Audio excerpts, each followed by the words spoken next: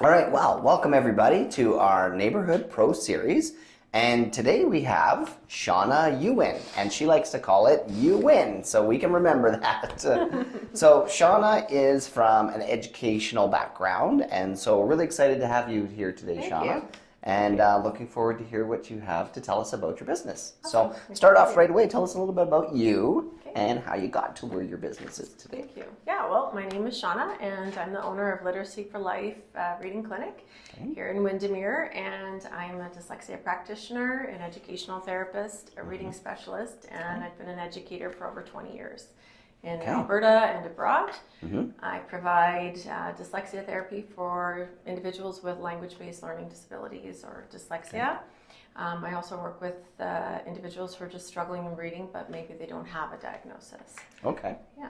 So being a teacher, obviously you went to generic teacher school first to get a Bachelor of Arts in Teachers degree, or what is Bachelor of Education. Bachelor of Education. Yeah. So you did that, and then you started teaching, and then what got you to where you are today in terms of the specialization? So what did you start? What was your career like when you first got to be a teacher? Well, I have a Bachelor of Education in Special Education and Educational Psychology. Special education. Okay. Yeah. So a good chunk of my career has been with kids with learning disabilities or other disabilities.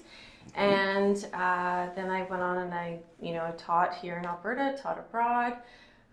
Decided to pursue further studies, and I got a Master of Education, and I just realized, I'm not targeting kids and we're not teaching children how to read properly in schools. Okay. We teach kids how to guess. Look at the picture. What do you think is happening? Guess the word. We don't teach them how to actually decode. Interesting. We've swung back from, hooked on phonics back in the day to whole language balanced literacy, and kids are not learning to read, and the gap is growing. Interesting. So I decided I wanted to be a reading specialist, so I pursued 30 graduate credits in reading intervention and literacy. Okay. And that is when I learned more about structured literacy and the Orton-Gillingham approach to reading, which is what I do. Okay. And it is Sorry, can you say that again a little louder? I didn't hear it. The Orton-Gillingham approach to reading. Orton-Gillingham approach. Yeah. Okay. So it kind of falls under this umbrella of structured literacy, which is methodology that's approved and accredited by the International Dyslexia Association. Okay. So it's a very structured way of teaching reading. So it starts with the phonology base, which is our sound system in English, then orthographic mapping, which is the sound symbol connection. Okay. Morphology, which is the meaning pieces, and then syllable types. So it's sequential, it's structured, it's individualized, and it works. Like I have seen kids struggle, they've been depressed, they've been sad, and they don't know what's going on, and then they learn to read, and the light bulb goes off, and it's incredible to watch. No kidding. So after my reading specialist training, I decided to further specialize to be a dyslexia practitioner. So that involved 90 hours of coursework and a 65-hour supervised practicum. Okay. Wow. So I have small kids. Yeah. And so my two boys are 7 and 8 years old. Yeah. So we've had lots of conversations about the fact that I think kids learn to read naturally. They, read subtitles on games and, cartoons and things. And I've always been kind of like, you'll learn it when you're ready for it. But I like your breakdown of the fact that if you want to kind of help children learn it maybe beyond their natural ambitions and or help them when they're struggling, there is actually a way to fundamentally teach that. It's interesting because being born in the 70s, didn't really know that was a possibility. I don't remember taking anything like that. But reading and writing, regardless of what we learn in society, science, math, all that kind of stuff, reading and writing obviously makes most people confident. I really see that there's a confidence level with someone 100%. Who reads a lot of books and likes books. And someone who doesn't read and their opinion of the self-worth. It's very interesting to me. I agree. I don't know if there's any relationship there, but I found that interesting. Yeah, absolutely. And I would actually disagree with you about reading being innate. It's not an innate skill. Okay. It's not something you just pick up. You have to be taught how to read. Now, some people already have an aptitude for it. Everyone has a desire. I believe all children want to learn how to read. Okay. When they're young, it's what we do. We point out words, we point out sounds. The parents teach the alphabet, we learn the song. but 1 in 5 people have dyslexia. Really? It's that many? That many. Wow. Okay. It's the most common learning disability. Okay. And it's neurobiological in origin, which means neural starts in the brain, biological, it's naturally occurring.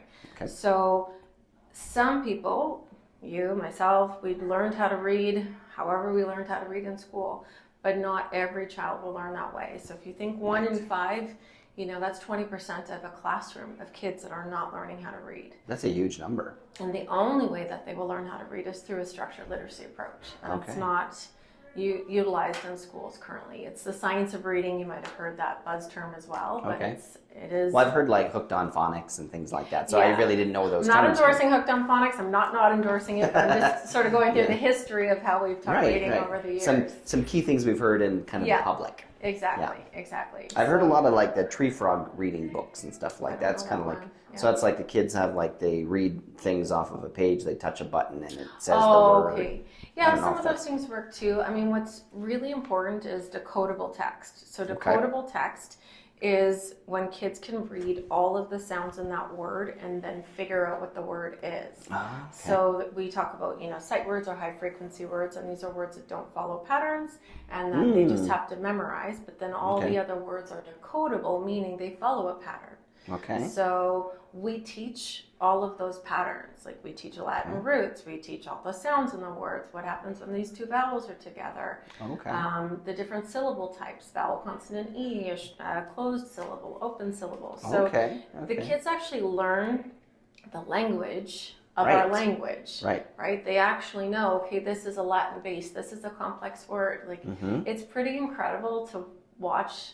When you give a child and ask them to analyze this word and they can break it down into multiple concepts. So So here's an interesting thought. So me knowing nothing about education and teaching and learning, what do you think the schools teach that is maybe, how should I pose the question? So what you just described, I would assume as a parent, many of those things are being taught in school.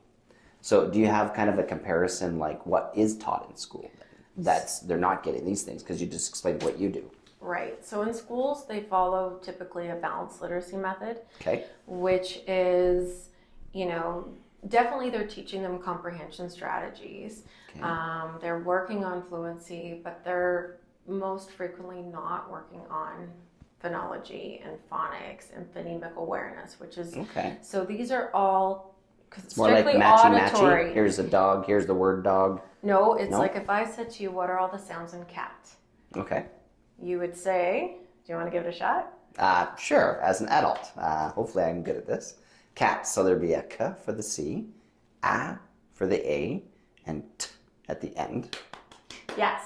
There you go. So I wouldn't even expect you, though, in fact, because it is only the sound part, so it doesn't matter if you knew the letters or not. Right? So if I said, what are all the sounds in soap to a 5-year-old, I would expect them to say soap, not S-O-A-P, right? Which is what you might have thought because you know how to spell soap. Right. So knowing not knowing how to spell it, you actually get the root of how they can sound it out in their head. Right, because that's the foundation. So the phonemic awareness is the very first piece we teach children, to identify the sounds, to tap out the sounds, to be able to segment the sounds, then put the sounds together and blend them to say the word. That's the foundational piece, which is frequently missing for people who have language-based learning disabilities. That's really cool. So then basically, I guess, like when someone's learning English, is it true that English is like the hardest language in the world? Like when you think about all these little things you're talking about, is it because English is actually that hard? They say that, but I mean, I don't think it's that hard. There is a structure, there are patterns, there are, we do take our language from Latin roots and Greek roots and Anglo-Saxon, but if it's taught structured, it's pretty easy. Yeah. I don't know about easy because I'm a native English speaker, so it's hard. I guess I'm using the wrong term, easy, but But I would have to say, what makes, so I'm fluent in Spanish, and I lived in Latin America for 11 years, as you know. Yeah. Spanish is very phonetic. So as I was saying to you, saying all the sounds and words, in Spanish, there's no variation in their letter sounds. So you could read a really complex word that I have no idea what it means, but I could read it because I know all the sounds. Ah, okay. In English, very sound-based. Okay. Yeah. So in English, there's sometimes variations, which can make it challenging. Okay. But I would say that it's more the type of teaching that makes English challenging, or could be. Yeah. So that's interesting. So you talk about going abroad, and Yeah. as a teacher in North America and having a specialty, what do you feel maybe that your experience overseas and what that, like, did that help you teach here? Did it give you a desire to teach differently here? Absolutely. Well, I taught at American schools, and you know, Americans get a, you know, often we compare ourselves to Americans and their education system, but I have to say, I learned a lot from their reading system, and I think they're a little bit more advanced in terms of the science of reading and structured literacy approaches. It's very big in the States. Now here we're starting to come along. We're starting to get there. There's a little more buzz in the school systems about the science of reading, and this isn't about teachers, because I believe teachers, they work so hard and they are really working for their students. But unfortunately in our universities, now it might have changed, but when I went to school for my Bachelor of Education, I was not taught how to teach reading this way. Oh, okay. So I did what I was trained to do in schools, the balanced literacy method, and I worked really hard with kids, but some kids just weren't getting it. Right. And why aren't they getting it? I'm really trying. I'm doing my best, and I'm differentiating, I'm giving them different books, and I'm trying different strategies, but they're just not catching on. Well, this was why they're not catching on. Okay. Yeah. Gotcha. Well, that's really cool. And you know, you think about, there's always a reason for a specialist and a professional, right? But breaking down each profession, it's always intriguing to me to hear about, you know, how there's a need for that. And when you explain it with all the different tools, it's so clear and obvious why there would be a need for that. But you really don't think about it just being, you know, a parent sending my kid to school. Right. So I appreciate that. So then a little bit more maybe about services you do. So you teach all these little tools. Tell me a little bit about your programming. So hours of day, how much commitment people have, maybe if you do siblings, if you just do individuals, if you care to share any of that stuff. Yeah, no, that's a great question. So right now I provide services in after-school hours, small group or one-on-one. I do also offer online classes, and I have students in LA, Mexico, and Egypt even, believe it or not. So working time change is a little challenging for that one. I guess so. But yeah, and come fall, I intend to offer more flexibility throughout the school day as well in terms of programming individual and online. Siblings. So with the program, how it first starts is that I do an assessment of each child as an individual. So I do a level B standardized assessment, which is a norm reference test. So that looks at all the specific areas of literacy where they might be struggling and identifies very clearly where I need to work and what might be their strengths and weaknesses. A norm reference assessment also kind of sets them out, okay, 7 years, 8 months, this is, you know, what your percentile ranking is. Okay. And then a criterion referenced assessment as well, where it looks at within the program. So that's my baseline. So I will assess at the beginning, and then at the end of the year, that's how we monitor their growth. And we see like, wow, look at how much you've achieved. Gotcha. With siblings, I generally don't recommend that because there's always sibling rivalry and competition. And often when kids are struggling, readers, they know they're struggling and it's hard for them. Right. And, you know, unless the sibling's at the same level, then that can add to the anxiety.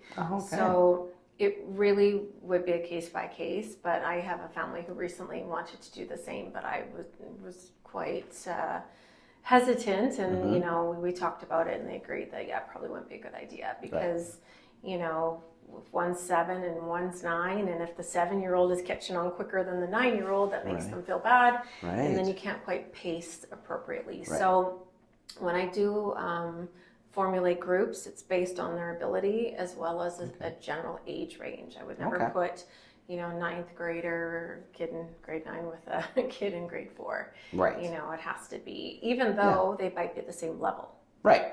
You just make them feel they're okay where they're at. Exactly. The goal is to get them better. Exactly. So age grouping is really important. Okay. Yeah. Well, I like that, and it's funny because my 2 boys, they're like 15 months apart, right? Yeah. So they're always competing Yes. with each other. Yes. So I totally can So rationalize yeah. that.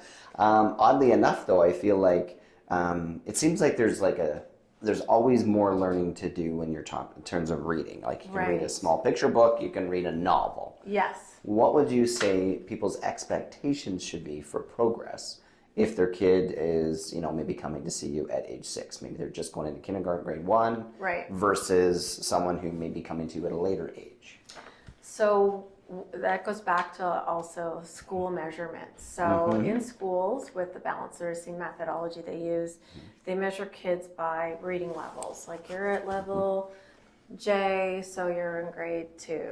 Okay.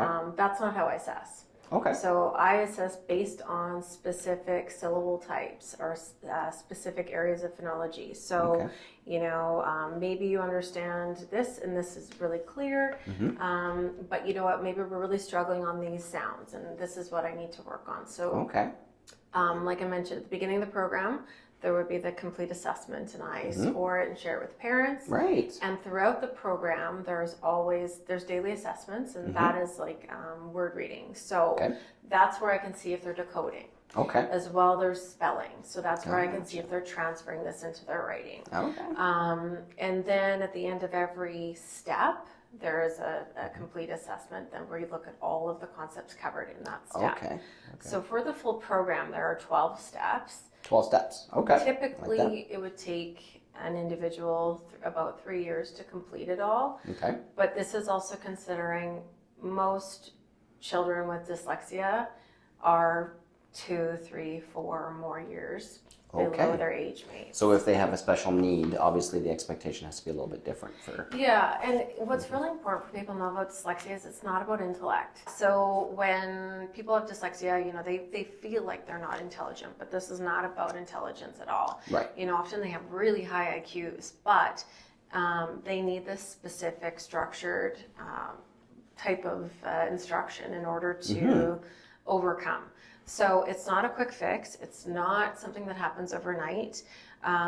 Typically, I would recommend 2 to 3 classes a week of an hour each. Okay. Again, depending on the age. If they're a little bit older, maybe like an hour and 15 minutes a class. If they're really young, and maybe they also have some other issues, like maybe they have ADHD or some sensory processing or some other kind of executive functioning challenges, then maybe we do 45-minute lessons. Okay. So it does kind of depend a little bit on the child. Yeah, exactly. Okay.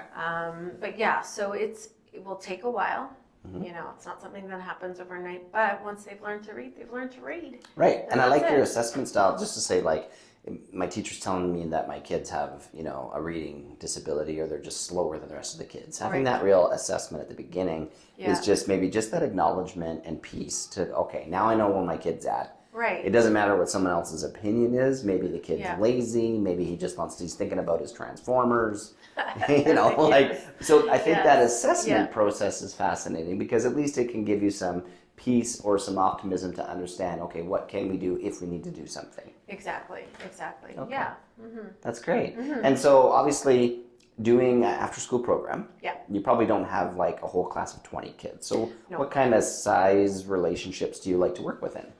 Yeah, so usually up to about a maximum of 3, maybe 4 students. Currently, right now, my largest group is 3. Okay. The other groups are partnerships, and then I have some students who are one-on-one. Okay, that's great. So it's really a small group. Very really small. Get to focus on the kids. So that time that you're spending with them is really focused on that. Yeah, and it needs to be that way because it is targeted and it is individualized. So I'm also, even within a group of 2 or 3, I'm noting like, okay, this one needs a little bit of help with maybe this suffix, and this one needs some help with these sounds. And so I'm making sure that when I plan the next lesson, I am targeting these areas that we need to make sure that we hone in on. Okay, that's great. Weird question maybe, but have you ever done an assessment for somebody and went, this kid's just fine, doesn't need anything? Yeah, I have. And I have parents who were really concerned and really wanted their children, and I said, well, here's the results. You can pay me to do this, and I'm happy to work with your child, but your child doesn't need this. Right. So that's obviously the trust factor is huge. Yes. But just maybe sometimes as parents, especially with, the restricted lifestyle, the kids being on online schooling right now a lot more than in the past. Sometimes I've heard parents just say they're concerned, but maybe not because they've been told they should be. Yeah, so that's where the assessment's really important. And so often parents, this actually has happened. I've had several children, well, not several, but I have a couple kids who've joined this year since going online, and their parents are like, whoa, what's happening? Okay. So, you know, and the first step is, first of all, they don't have to have dyslexia to see me. Okay. I do an assessment. I'm not qualified to issue a diagnosis of dyslexia. So if a parent had a concern and they're noticing, okay, my child is skipping words, inserting words, flipping words like from and form, or just really struggling with accurate reading or fluency or comprehension and spelling, and they don't know what to do, certainly I can do the norm reference test. Okay. But what they might want to consider doing is getting a psychoeducational assessment through a psychologist. And the psychologist is the one who would be the one to determine if there is a diagnosis or not. Okay. But then what happens after that, parents are like, okay, well, my kid has dyslexia, now what? Now what? But I'm the now what? Okay. So that actually really helps clarify things. So you can do a bunch of testing and assessments and benchmarks, but if someone has said, well, I already know my kid has a problem and this, we'd like to help him or her with that. Yeah. Then, so you're the answer to that solution. Okay. Yeah.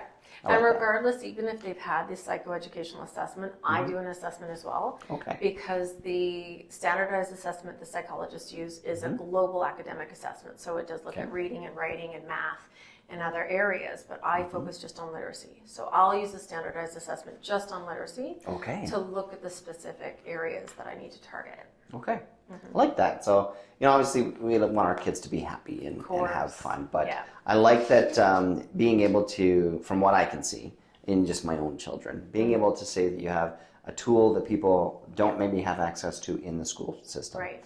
But maybe they just say, we're not really sure if our kid does have a big issue, but having someone be able to help them with the right tools takes a big burden. Like I know my wife and I really don't want to teach my kids how to do specific things because we're not taught in that, even though we know how to do it, right? Yeah. So there's a reason for neighborhood pro. Yes. You need to have a pro. You need the pro. Who knows how to do this Well, stuff. and the other thing that's really important is that, again, like with this methodology, it is accredited by the International Dyslexia Association. Okay. So when parents discover their child has dyslexia, the first thing they do is they go to Google. What do I do? And what they find is that they need the Orton-Gillingham approach to reading. Okay. And then they find who does that. And really in Edmonton, there's not many. Okay. So it's challenging. It's a handful of people, and in working in small groups, 2 or 3 people. Exactly. That's limited not a lot of resources. availability. So the name of your company again? Literacy for Life Reading Clinic. Literacy for Life, and you're located in Windermere. Windermere, right yeah. There. So 304 Windermere is our building. Yep. And obviously I love seeing a few kids here and there sometimes come in and do stuff, so that's exciting. Yeah. But it sounds like you really enjoy it. You've I got love tons it. of experience. I love it. Glad to learn a little bit more about it. Thanks. And, Thank you. be sure, and in the video here, Yeah. we're going to make sure now people have had a chance to see you and kind of have that little one-on-one without a phone call. Yeah. We're going to put your contact information. Great. We're going to Thank put you. it in the video so they can reach out to you. But Perfect. for our viewers, Yeah. if there's one thing you could say you just want to emphasize, people know a little bit about you and why they would want to contact you. Is there anything that you can think of right now just to let our viewers know, a reason to call out, even if it's just for something small? Yeah, well, I mean, ultimately, I believe that all children with dyslexia can read, and they want to learn to read, but they don't have the right support, and I can provide that support. Okay. And not only help kids learn how to read, but learn how to love to read and succeed. Right. And I think that's really important.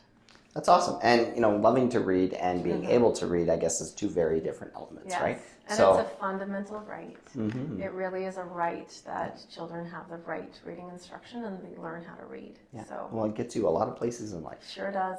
Good. Sure does. Well, again, this is Shauna Ewen, so from Literacy for Life Education, and just glad that you could join us today. Thank you so Thanks much. for joining us. This is great. And we'll look forward to sharing this with all our viewers. If they want to Fabulous. reach out, please feel free to reach out to Shauna.